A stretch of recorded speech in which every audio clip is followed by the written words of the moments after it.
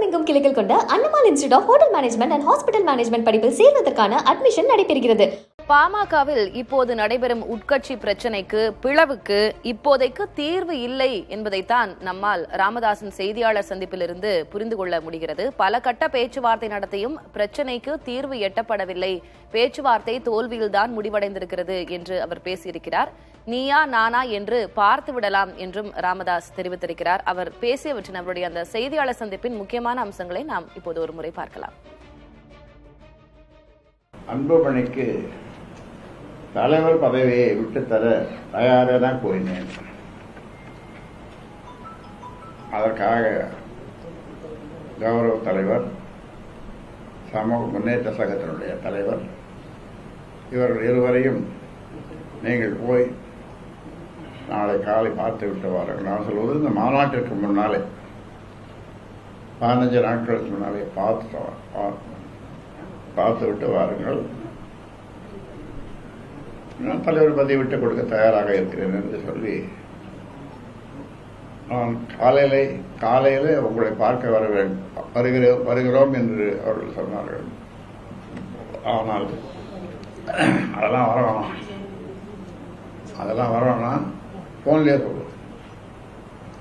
போனில் சொல்றது அவ்வளோ சிறப்பாக இருக்காது. போனில் சொல்றது நாங்கள் வந்துடுறோமேனு சொன்னோம். முடியாது, ஐயா எழுதியே கொடுக்குறேன்னு சொல்றார். இந்த பஞ்சாயத்து மேடை, பஞ்சாயத்து என்ற மாநாட்டு மேடையிலே எழுதியே கொடுக்குறார், கையெழுத்து போட்டு. அவரை நம்ப முடியாது, அவரை நம்ப முடியாது. ஆக நான் தயாராக இருந்தும் அப்படி நடந்தது. அப்புறம்தான் எனக்கு என்னுள் இருக்கின்ற இயற்கையான கோபம் கொஞ்சம் பொங்கி எழுந்து, நீயா நானா பார்த்துடுவோம் அப்படி என்று அந்த முடிவுக்கு வந்து இப்பொழுது உங்களை சந்தித்துக் கொண்டிருக்கிறோம்.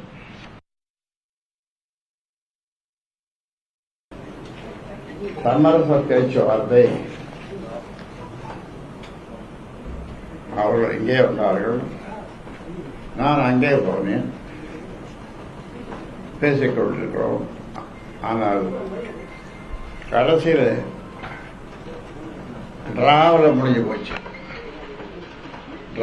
ஒரு முடிவுக்கு வரல. அன்புமணிக்கு தலைவர் பதவியை விட்டுத்தர தயாராக தான் கூறினேன்.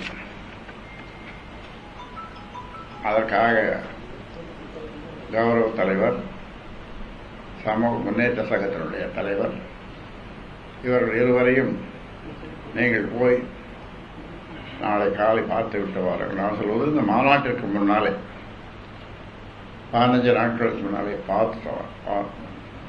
பார்த்து விட்டு வாருங்கள். நான் தலைவர் பதவி விட்டு கொடுக்க தயாராக இருக்கிறேன் என்று சொல்லி நான் காலையிலே உங்களை பார்க்க வருகிறோம் என்று அவர்கள் சொன்னார்கள். ஆனால் அதெல்லாம் வரவேணா போன்லேயே சொல்லுவோம். போனில் சொல்றது அவ்வளோ சிறப்பாக இருக்காது. போனில் சொல்றது நாங்கள் வந்துடுறோமேனு சொன்னோம். முடியாது, ஐயா எழுதியே கொடுக்குறேன்னு சொல்றார்.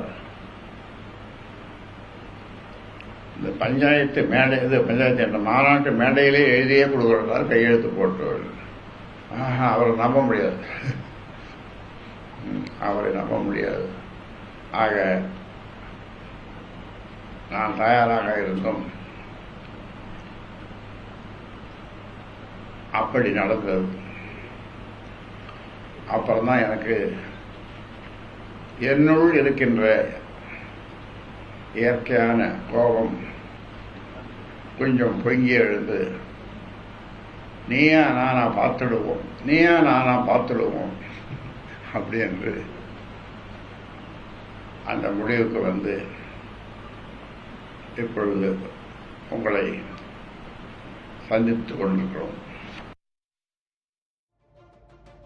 பாமக நிறுவனர் ராமதாசுக்கும் அவரது மகன் அன்புமணி ராமதாசுக்கும் கடந்த ஒரு சில வாரமாக தொடர்ந்து பிரச்சனை நீடித்து வரும் நிலையில் இடையில் ஆடிட்டர் குருமூர்த்தி ராமதாஸை சந்தித்து பேசியிருந்தார். அது தொடர்பாக செய்தியாளர்கள் கேள்வி எழுப்பியிருந்தார்கள். அதற்கு ராமதாஸ் அளித்த பதிலை பார்க்கலாம். இந்த 14 பஞ்சாயத்துக்காரரும் நான் தொடங்கிய 34 அமைப்புகளில் இருந்து வந்த 14 பஞ்சாயத்துக்காரர்களும் என்ன அதிசயம், ஒரே விதமான தீர்ப்பையே சொன்னார்கள். 14 பஞ்சாயத்துகளோடு நான் சொன்னேன், அதுவும் ஒரு பஞ்சாயத்து ஆகியது. அதில் வந்த ஒருவர், சார் இது ஒன்றும் பஞ்சாயத்து அல்ல, நான் பஞ்சாயத்து பேசுகிற ஆளும் கிடையாது அப்படின்னார். உண்மை. ஏதோ யாருக்கு நேரம் சரி இல்லையோ, இப்போ பஞ்சாயத்து பண்ண வந்துட்டீங்க, எனக்கு பஞ்சாயத்து பண்ண வந்துட்டீங்க அப்படின்னு நன்றாகவே இருந்தது அவர்கள் சொன்னது. அந்த இருவர் யார் என்று உங்களுக்கு தெரியும், சொல்ல தேவையில்லை. இது தொடர்பாக பேசுவதற்காக அரசியல் விமர்சகர் திரு பொங்கலூர் மணிகண்டன் நம்மோடு தொலைபேசி வாயிலாக இணைந்திருக்கிறார். வணக்கம் திரு மணிகண்டன். வணக்கம் மேடம். நம்ம கடந்த முறை தைலாபுரம் தோட்டத்துல ராமதாஸ் அவர்கள் செய்தியாளர்களை சந்திச்சதப்பவே நம்ம பேசியிருந்தோம். அப்போதும் நீங்க இதே போல தொலைபேசி வாயிலாக வந்து பேசியிருந்தீர்கள், உங்களுடைய ஆதங்கத்தை வெளிப்படுத்தி இருந்தீர்கள். இப்ப இன்னைக்கும் என்னதான் நடக்குது பாமகல? நல்ல செய்தி வரும் அப்படின்னு கடந்த வாரம் ராமதாஸ் சொல்லியிருந்தாரு. ஒரு நல்ல செய்தி வரும்னு எதிர்பார்த்துட்டு இருந்த நேரத்துல அந்த பிளவு இப்ப பிளவு போல தெரியல, பெரிய பள்ளமே விழுந்த மாதிரி தெரியுது. அவ்வளவு உச்சபட்ச ஒரு மோதல் போக்கு நிலவுகிறத நம்மளால புரிஞ்சுக்க முடியுது. பேச்சுவார்த்தை தோல்வின்றாரு, தீர்வு எட்டப்படலைன்றாரு, நானே தலைவராக தொடர்வதுதான் தீர்வாக இருக்கும் அப்படின்றாரு. ராமதாஸ் அவர்கள் விட்டுத்தர தயாராக இல்லையா? எப்படி பார்க்கறீங்க இன்னைக்கு அவருடைய செய்தியாளர் சந்திப்பு நீங்க? டாக்டர் ராமதாஸ் ஐயா வந்துங்க மிகப்பெரிய ஒரு வருத்தத்தில் வேதனை இருக்காங்கிறத இதனுடைய வெளிப்படையான காரணம்ங்க. ஏன்னா அவருக்கு வந்து ஒரு 6வது பொன் மாதிரி. நீங்க அன்புமணி அவர்கள் கடந்த சில மாதங்களாக சில வருடங்களாக அவருக்கு ஏற்படுத்தியிருக்கிற அந்த சங்கடங்களை, அவர் இன்னும் தொடர்ந்து ஏற்படுத்தி வருகின்ற சங்கடங்களை அவர் கட்சியை நிறுவீராக அதை ஏற்றுக்கொள்ளவே இல்லை. டாக்டர் ராமதாஸ் ஐயா அவர்களை வெளியேற்றிவிட்டு அந்த இடத்தில் முழு அதிகாரத்தோடு தாம் இருக்க வேண்டும் என்கிற கனவு அன்புமணி இருந்திருக்கிறார் என்பதுதான் வெற்றொழிச்சுமைகிறது. நிச்சயமாக சமரசத்துக்கான வாய்ப்பு மிக மிக குறைங்க. சமரசம் என்று சொன்னால் அன்புமணி ராமதாஸ் செயல் தலைவராக நியமித்ததை ஏற்றுக்கொண்டால் மட்டும்தான் நடக்கும் ஒழிய இப்படியே நீடித்தால் நிச்சயமாக நடக்கப்போவதில்லை. என விரைவில் டாக்டர் ராமதாஸ் ஐயா பொதுக்குழுவை கூட்டுவதற்கான ஆயத்தம் மிக தீவிரமாக இருக்கிறார். காரணம் என்ன, 3 ஆண்டுகளுக்கு ஒரு முறை பொதுக்குழுவை கூட்ட வேண்டும் என்பது பாமகவுடைய சட்டமன்ற விதிகள் ஒன்று. அந்த அடிப்படையில் பொதுக்குழுவை விரைவில் 3 ஆண்டு நெருங்கி விட்டது. அன்புமணிக்கான பதவி காலாவதி ஆகிவிட்டதா அவரே சொல்றாரு. அப்போ இந்த நிலையில் பொதுக்குழுவை டாக்டர் ராமதாஸ் கூட்டி அன்புமணி ராமதாஸுக்கு பதிலாக தன்னை அந்த இடத்துல அங்கீகாரம் பெறுவதற்கான முயற்சி இருக்கிறார். நிச்சயமாக அதுக்கான வாய்ப்பு இருக்குங்க. ஆனா இருவருக்குமான அந்த சமரசத்துக்கான முயற்சி யார் எடுத்தாலும் நிச்சயமாக அது எளிதாக நடக்காது. அன்புமணியே நேரடியாக தான் விட்டுக் கொடுத்தால் மட்டும்தான் நடக்கும் ஒழிய அதுக்கு வாய்ப்பே கிடையாது. இன்று அவர் குறிப்பிட்ட பல குற்றச்சாட்டை பார்த்தோம்ங்க. 1-2 இல்ல, அதாவது நாடாளுமன்றத்தில் எடுத்த முடிவு, சௌமியா நின்றது, இது போன்ற பல விஷயங்கள் இருக்குது. அப்போ திரு மணிகண்டன், நான் புரிஞ்சுக்கிறதுக்காக கேட்கிறேன். தானே தலைவராக தொடர வேண்டும் அப்படின்றது திரு ராமதாஸ் அவர்களுடைய விருப்பமாக இருக்கிறது.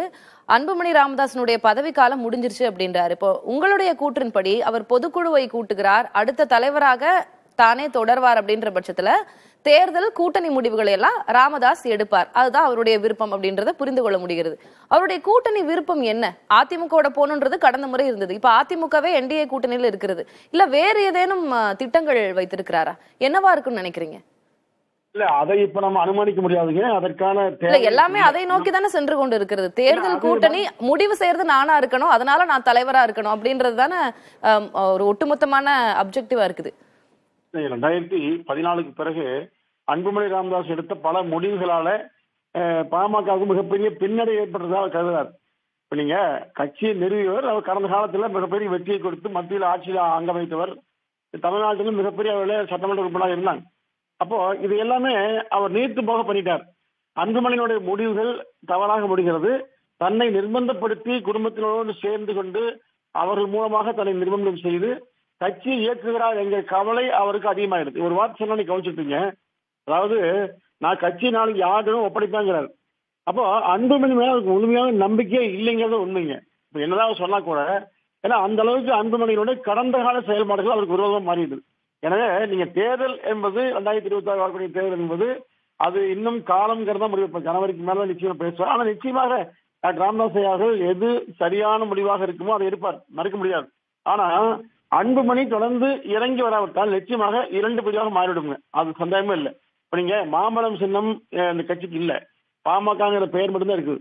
இப்ப நீங்க அங்கீகாரமும் போயிடுது, மாநில கட்சி அங்கீகாரம் போயிடுது. இப்ப வெறுமனே கட்சி பதிவட்ட கட்சியே மாறிடுது.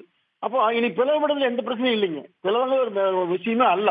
ஏன்னா ஒரு 10 எம்எல்ஏ இருந்து ஒரு நாடாளுமன்ற உறுப்பினர் இருந்து மிகப்பெரிய கட்சி அங்கீகாரம் இருந்ததுனால பிளவுக்கு ஆள் வருங்க. இது ஒரு பதிவுபட்ட கட்சியை ஆளுக்கு ஒன்றாக மாட்டிக்கொள்ள மனித வருங்க. ஆனால் முழு ஆதரவும் மருத்துவர் ராமதாஸ் தான் இருக்குது. தொண்டர்கள் மத்தியிலும் சரி, தமிழ்நாட்டு மக்கள் மத்தியிலும் சரி, வாக்காளர் மத்தியிலும் சரி. எனவே அதற்கான அந்த வியூகத்தை டாக்டர் ராமதாஸ் எடுத்தால் அன்புமணிக்கு மிகப்பெரிய பின்னடைவு. அன்புமணி இறங்கி வரும் திரும்ப சொல்றதுக்கு காரணம் என்ன, ராமதாஸ் குறிப்பிட்ட மாதிரி தான் இவருக்குன்னு எந்த நோக்கம் கிடையாது.